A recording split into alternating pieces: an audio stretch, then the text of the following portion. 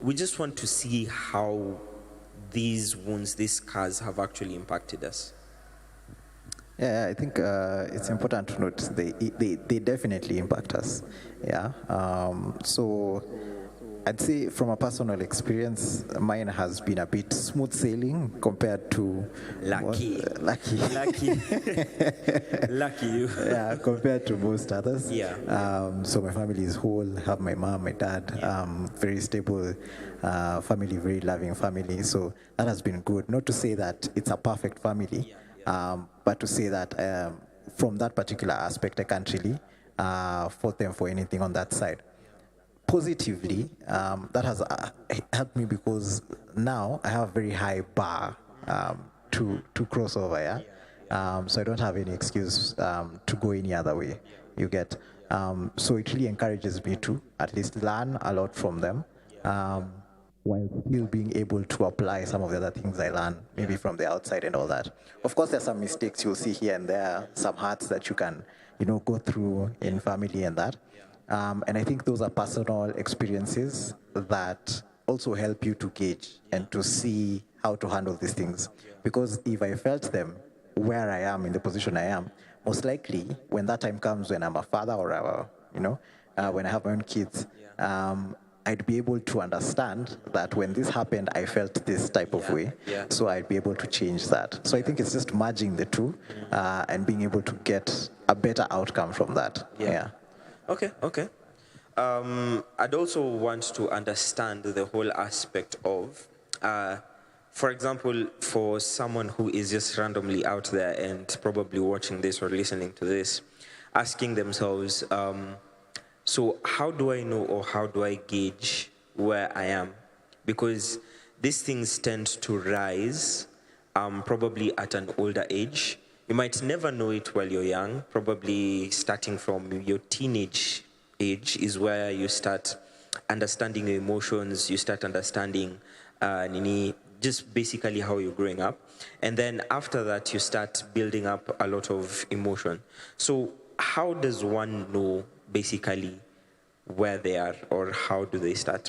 Okay, before where they are, let's start with how do they start gauging? How do you start gauging? Yes. Number one, I'm not expert in this, and I think, interestingly enough, it's different for different people. Yeah, Because true. I've experienced some of it myself. Yeah. I've had friends give me stories, and it's a bit different. But one underlying baseline thing I can point out is the occurrence or the start of bitterness. Yes. When you start to feel bitterness, and people usually explain you can't really know what bitterness is. Yeah. Me, I can tell you can. You know that feeling? Yeah, the you choking have? sense. The choking sense. Kiwaru. We used to call it Kiwaru in high school. Kiwaru. So when you're with that person and you have that choking thing, that kiviazi that is stuck here, because maybe they refuse to do something or whatever they did, I think that's usually the very beginnings, the very first stages of bitterness, and if not caught and addressed, it now grows into something even bigger and greater. So that choking thing, I think all of us get at some point. At some point. A lot. I speak for majority of the people out there when they say that there has been times where they even feel like they can go to extremes. I can't mention these extremes, but they've gone to the extremes just because someone has hurt them.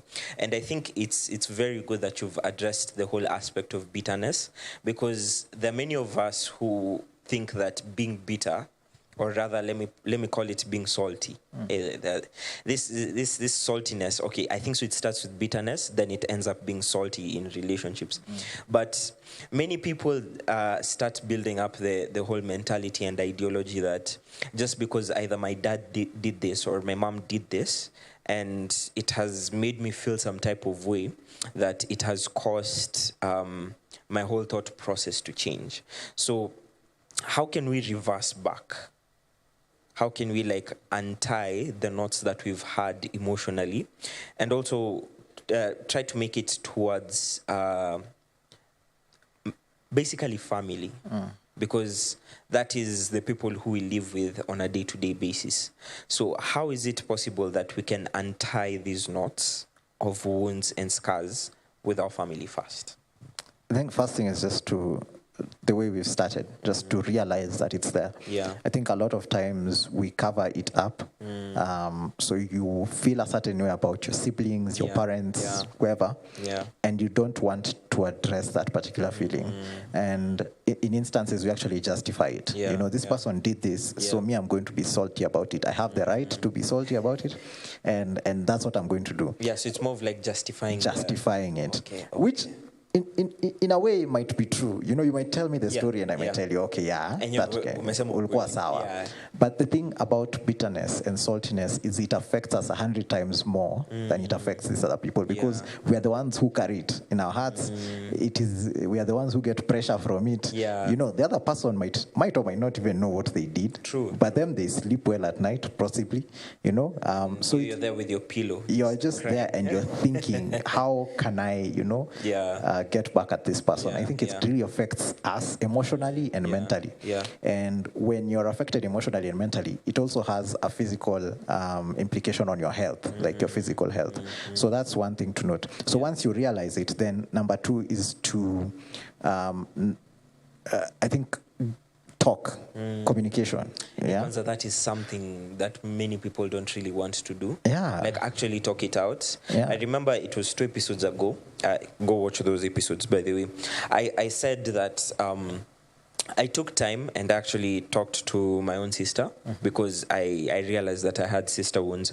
And it really took a huge step to actually sit down and tell my sister, by the way, you hurt me on this occasion. And I can actually testify that at least I made progress. But this whole aspect of talking, like I can't really explain how I did it. But probably you could tell us, or you could shed light on how people can actually first of all start by addressing these things. Nice. One thing that has really worked for me is leveling the playing field in our minds, because the biggest issue is usually the fear of confrontation. So if it's the parents, you don't even want to know how that will go. You know, it's just scary to think about it. But when you level the playing field in your mind and you tell yourself that we are all people. We all make mistakes. You start from there. You take away the titles, brother, sister, Nina, whoever. Unasema, this is person X. Yes, they did this to me. I think we need to talk about this. That's number one. Number two is realizing that you're hurting yourself even more by not doing it. And I think that gives you a bit more encouragement to do it. So those, I would call them the motivations. As to the how, I don't want to say I have a 5-step guide on how to... 12 steps. 12 steps. Healing. And number 12 will surprise you. I don't have like specific ones to say that you do this and do this and do this. I think just tap into the relationship that you have. So if you have a sister and your conversations usually go like this, or they like maybe going out for food or something like that, just make it a very comfortable environment. But then food lubricates a lot of hard conversations. But it does. The way it goes down, it comes out. It comes out. It's really nice. That's a tip for anyone. If you want to have a hard conversation, just try having it with food. Plus, I think also the open space. The open space. So there's no that whole aspect of being jumpy. Exactly. So I think that's one way to do it. So just the main thing I think is just to do it in a very comfortable environment. I know sometimes there are scenarios I've had where when you want to talk to someone, you call backup. So you call your people. So if it is you want to talk to your parents, you call your siblings who are on your side, and then it's like you're ganging up on your parent. The problem with that is when I see that I am overwhelmed, the first thing is to get defensive. So that conversation won't actually be significant. So it's just to have a comfortable environment and just talk it out. We need to realize let me talk about our generation going upwards. That now we are taking the mantle of full adulting, which means full adulting, which means we cannot handle situations the way we used to handle them before by running away from them. Now it's either you face them or they face you. and you'd want to actually face them to Yeah, make sure that yeah, that you're yeah, okay with them. yeah. Yeah. So that's what I'd say. Yeah. Okay. I'd also want to address that whole generational barrier, where we sometimes have to like address the wounds that our parents have actually given us. Talking to the youth and teens out there, we don't. Okay, I'm speaking for myself. I don't know about them, but I would want to address probably the wounds that either my mom or my dad has given me, and I'd want to address it in the most respectful way possible. But inafikanga your point where they're like, oh, you're just saying this because you're a kid. You don't understand the world out there. Nini, nini. So how can we approach, if for example, someone wants to actually start talking things out, how can they actually approach the matter without receiving the whole message of shidako, or you'll learn when you grow older? I want to say that part of the outcome there also depends on the posture of the parent or the person you're confronting. Yeah. So if the parent or whoever you're confronting, the sibling, the whatever, if the posture of the attitude of their heart is that you can't bring forth something meaningful, like you can't bring forth like a challenge to them and say that, hey, you did this and I didn't really appreciate it, and actually take it seriously, then I think that's even a bigger problem that they need to do on their end. But that being said, the best way to actually approach it is to make sure that you're prepared fully on your end, and then the rest you just leave to God. So preparation, I'd say, I hear the Gen Z talk for this is come with receipts. Kuja na receipt. So I know sometimes we go to these conversations with a lot of emotion and a lot of pain. And so it seems as though we are complaining about a lot of things, but we're not really breaking it down to this is what you did on this particular day, and this is how it made me feel. So you find yourself that you're just venting, and to them, to the person you're talking to, it's not really clear what you're doing. It's like you're just coming at them. So I think the first thing is just to come with receipts. Receipts for when things happen. When things happen. For people who are not of this generation, receipts is just evidence. Come with details. So you can come and say, hi, dad, mom, whoever. So I need to talk to you.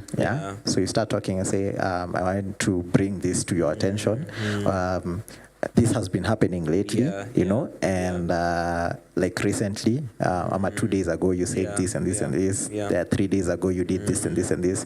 And from my view, I don't see as if that is right, number one, and number two, this is how I feel about it. So when you come forth with those things in a very mature manner, then it becomes even a very a very candid conversation that you can have with the people, and it's very structured. So you can say, okay, you lay down your points, and then you tell them, what do you think? How do you respond to what I've said? If you're calm, it's very hard for the other party to raise their tensions up, because now it seems as though they are the ones who are actually acting out. So going just calmly with your receipts, and if you need to, just write it on a notebook, because sometimes you might get there and then you leave a letter. Dear stroke madam, I hope this email finds you well. I hope it does. I hope this email finds you before I do. Hapo umeanza na threat.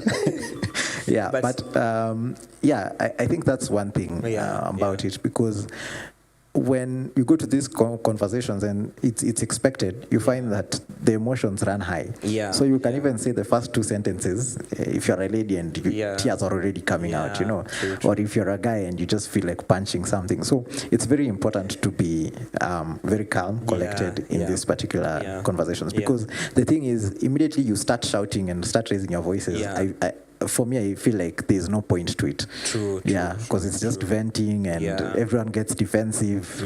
So it becomes a whole other thing. And I think we should also avoid that whole aspect of the blame game, and also like approach these wounds with humility, because I think there are many times where we'd want that person to feel exactly how we felt, and instead of executing it the right way, we tend to like now blame them for the things that have happened in our lives. So I think we should also address the whole aspect of, if I want God's healing and true healing of my emotions to come about, we should also start with that whole aspect of submitting to his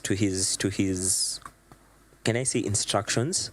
Because there are many times where I know I've tried approaching so many emotional situations, and I'm like, damn, I know I'm going to mess here.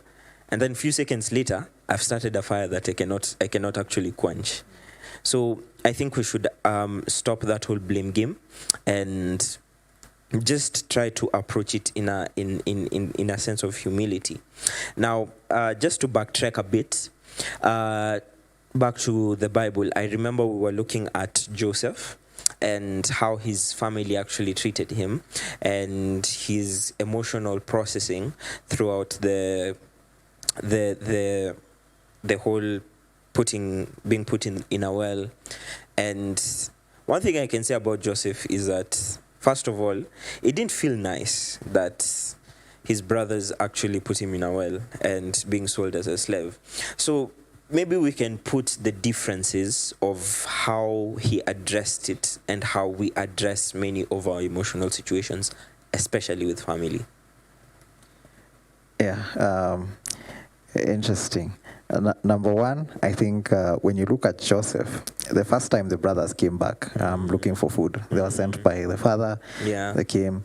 Immediately Joseph saw them. And I think that whole scenario happened. When they got to Joseph's house, there's a time Joseph just, ran away to a closet or his room, some private place, and just shed a tear or two, and then came back. Yeah. So I think the number one thing to realize there is that despite all these things that happened to him, done by his brothers, he actually loved them. Because when you read that passage, he was not going at it because of anything else, but just because he was there, and the Bible actually says he was overcome with emotion. So he really loved the brothers despite everything they had done. So I think that's the number one thing that we need to acknowledge, that we have to maintain that element of love despite everything that happens. And I know it's hard. It's easier said than done. It's hard, but it is important. True. If you want to keep that relation, if you want to sustain the family, love has to be there. And forgiveness also.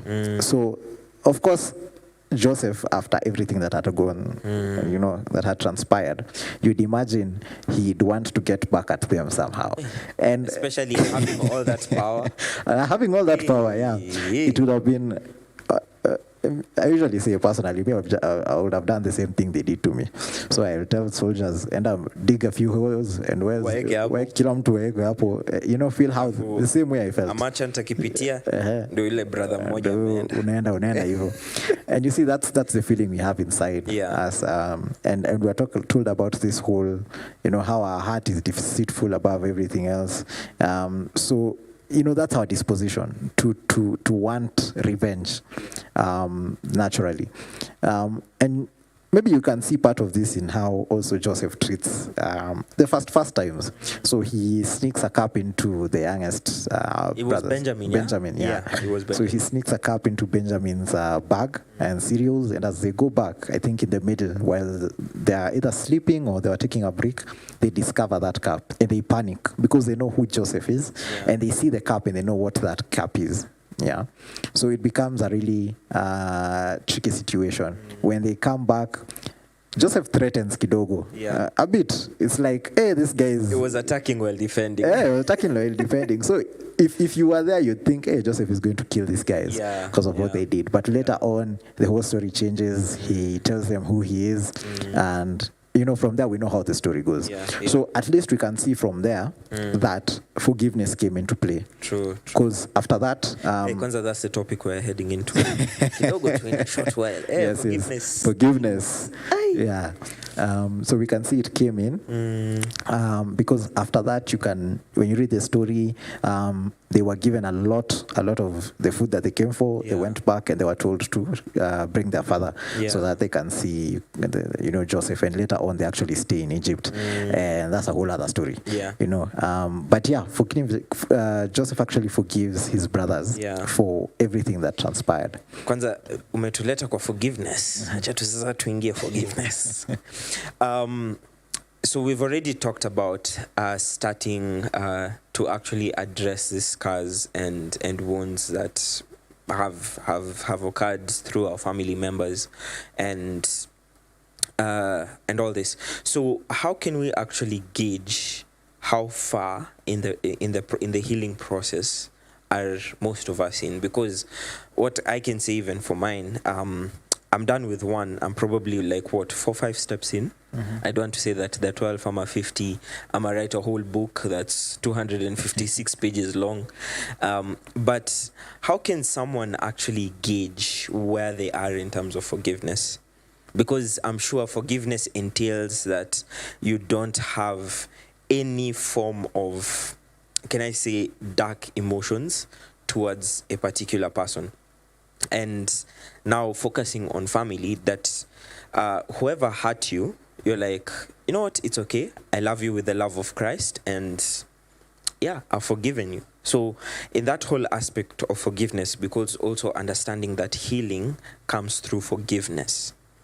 And not so many people actually understand that forgiveness means actually letting go of the hurt that you've been having, the hurt that someone has caused. So how can someone gauge that I am currently in this process na nimefika huko? Yeah. Number one, I think it's nice to note that forgiveness is one of those things that entirely depend on yourself. Like there's no external factors to it. It is you. Have I forgiven or have I not? Yes. And you can tell it and you can feel it. Yeah. And also to note that it's a very difficult thing, especially for family. We are told that the people who are closest to you are the ones who hurt you the most. The ones who have the biggest ability to hurt you. So coming to forgive them becomes, I'd argue, even more difficult than forgiving a stranger or someone else who you don't have as much relationship with. In terms of gauging, I'd say, number one, you need to, I don't think there's an indicator for bitterness, but you need to be able to tell if you are bitter. And there's a pH scale for bitterness. pH scale. Sometimes, and you see the thing with bitterness is it seeps in and then very slowly grows into something big.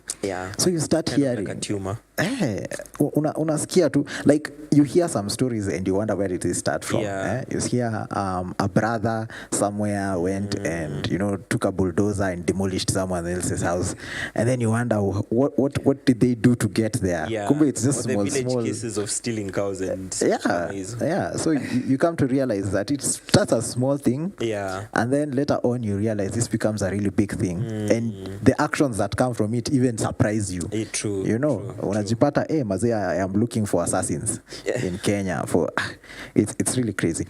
By the way, you're like, I am already planning and devising ways on how I would actually get this person. So I think if you're able to catch yourself in that, either before that or within that particular area, you're able to know that I really have a problem with forgiveness.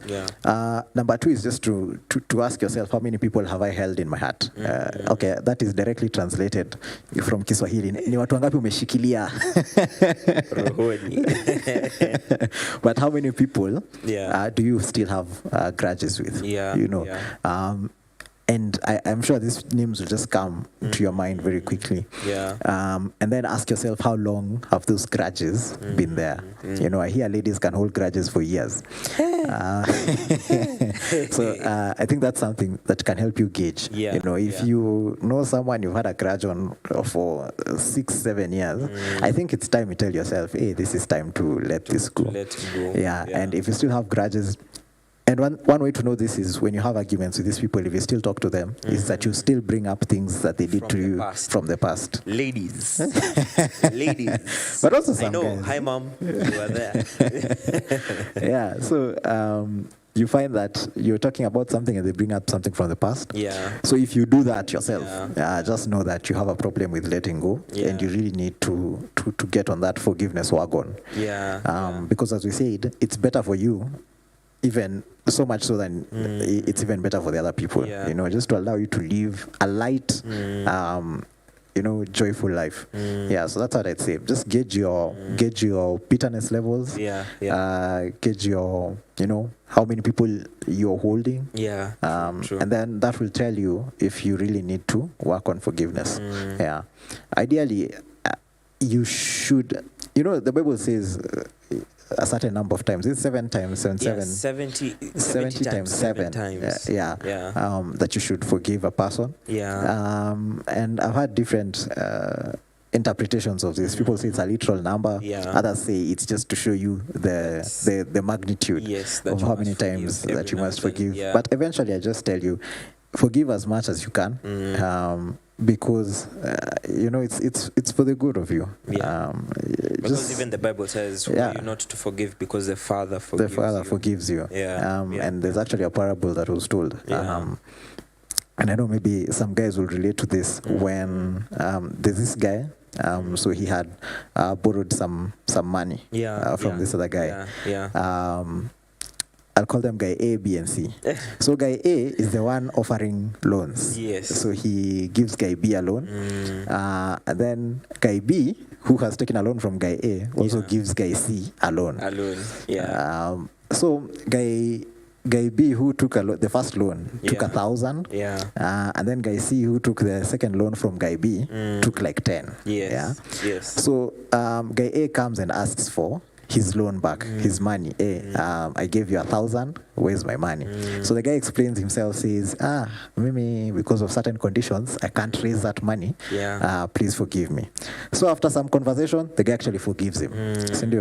So he goes happy. Yeah. And then he goes to the other guy who had borrowed him money, 10. Yeah. And this guy, anamuuliza, where's my money? The guy with 10 says, because of certain conditions, I've not been able to raise it. Yeah. Please forgive me. Yeah. He refuses to forgive this guy. So he was forgiven for his 1,000, Yeah. but he refused to forgive this guy who owes him 10. And, a punishment comes upon this other guy. Yeah. So now this guy who offered the loan to the other guy initially comes back and wonders, I forgave you for the 1,000, But you can't forgive. but you can't forgive the other guy for the little that they had, and it becomes a whole big issue. And I think also he's put to the same punishment. Yeah. So I think it's really important to know that if we are forgiven ourselves, Yeah. and we enjoy the forgiveness of Christ, we enjoy the grace that comes with it. It's really important for us to extend the same to other people. Otherwise, I'd actually view it as pride. Yeah.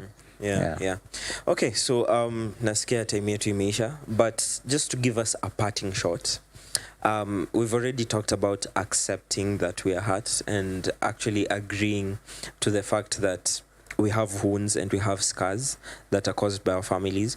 But just in a word or two, tell us, how is it that we can approach now our healing in general and actually forgiving the people who have hurt us, and how can we actually stay in that line without actually falling to say, now by the way, unakumbuka that something happened, and yet you are the one who said, by the way, I forgive you for this. You see, so how can we actually stay in that line as a parting shot? I think I'll just say two things. Number one is the people who I have encountered in my life who tend to be very forgiving tend to be people who have a very deep relationship with God. Yeah. Like, this is not even theoretical, this is practical. Yeah, Like, if I look down on the list of people I have, it's those ones. And it makes sense. Yeah. You know, they understand the grace they've been given, and so they're willing to extend it to other people. So I'd say to anyone who is struggling with forgiveness, mkujie Bwana, atakusaidia kabisa. Turn to the Lord. Turn to the Lord. That's number one thing I'd say. Number two, I'd challenge people to look at everyone else as human beings who can make mistakes. I think that's where expectation. Yes. That's the biggest threat to forgiveness. Because you see that this person hurt you, and in your mind you're like, I'm not supposed to be. Why did you do that? I think it's just to see that people make mistakes, number one. And even if it was intentional, just know that, and if you read the Bible, you'll know that the heart of man is deceitful above all else. And so sometimes for these things, it's just to, let them go and pray to God. You will never live in a world or in a scenario where you'll never be hurt. That is granted. You walk in town, someone will step on your toes. You have family, someone will break your trust. You have friends, someone will do like everywhere we go. As long as you're interacting with someone, someone will definitely hurt you.